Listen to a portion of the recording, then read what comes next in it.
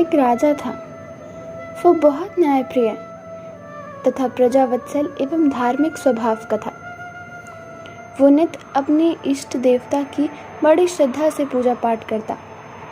एक बार भगवान श्री कृष्ण ने प्रसन्न होकर उसे दर्शन दिए तथा कहा, राजन, मैं तुमसे बहुत प्रसन्न हूँ। बोलो, तुम्हारी क्या इच्छा है? प्रजा को चाहने वाला राजा बोला, भगवान, मेरे पास आपका दिया हुआ सब कुछ है। आपकी कृपा से राज्य में सब प्रकार की सुख शांति है। फिर भी मेरी एक ही इच्छा है कि जैसे आपने मुझे दर्शन देकर धन्य किया, वैसे ही मेरे सारे प्रजाजनों को भी धन्य कर दीजिए। यह तो संभव नहीं। ऐसा कहते हुए भगवान ने राजा को समझाया, परंतु प्रजा को चाहने वाला राजा भगवान से जिद करने लगा। आखिर भगवान को अपने भक्त के सामने झुकना ही पड़ा और वो बोले, ठीक है, कल अपनी सारी प्रजा को उस पहाड़ के पास ले आना और मैं पहाड़ के ऊपर से सभी को दर्शन दूंगा। यह सुनकर राजा अत्यंत प्रसन्न हो गया और भगवान को धन्यवाद दिया। उसी दिन सारे नगर में ढिंढोरा पिटवा दिया गया कि कल सभी पहाड़ के नीचे मेरे साथ चलेंगे, वहाँ भगवान आप सभी को दर्शन देंगे। दूसरे दिन राजा अपनी समस्त प्रजा और स्वजनों को साथ लेकर पहाड़ की ओर चलने लगा। चलते चलते रास्ते में एक स्थान पर तांबे के सिक्कों का पहाड़ देखा। प्रजा में से कुछ लोग उस ओर भागने लगे।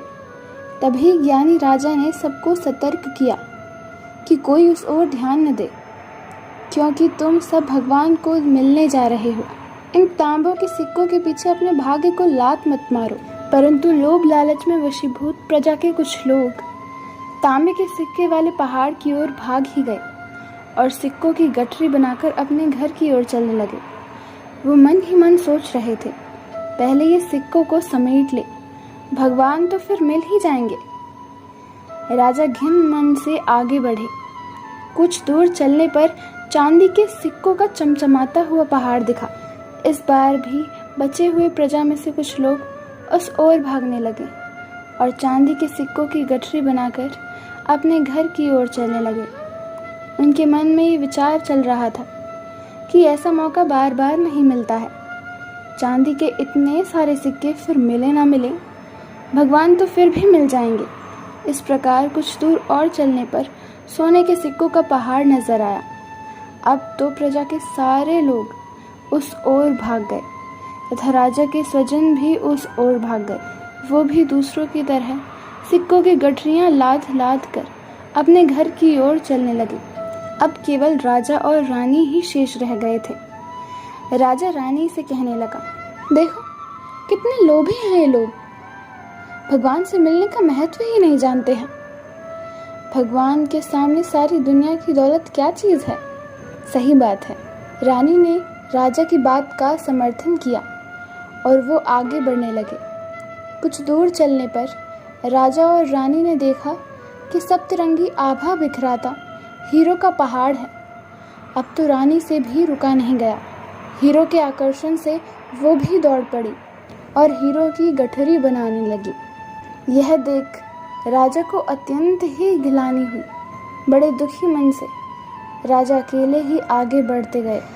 वहाँ सचमुच भगवान खड़े थे, उनका इंतजार कर रहे थे। राजा को देखते ही भगवान मुस्कुराए और पूछा, कहाँ है तुम्हारी प्रजा और तुम्हारे प्रियजन? मैं तो कब से उनसे मिलने के लिए बेकरारी से इंतजार कर रहा हूँ। राजा ने शर्म से अपना सर झुका दिया। तब भगवान ने राजा को समझाते हुए कहा, राजन, जो लोग अपने जीवन में भौतिक सांसारिक प्राप्ति को मुझसे अधिक मानते हैं, उन्हें कदाचित मेरी प्राप्ति नहीं होती और वो मेरे स्नेह तथा कृपा से वंचित रह जाते हैं।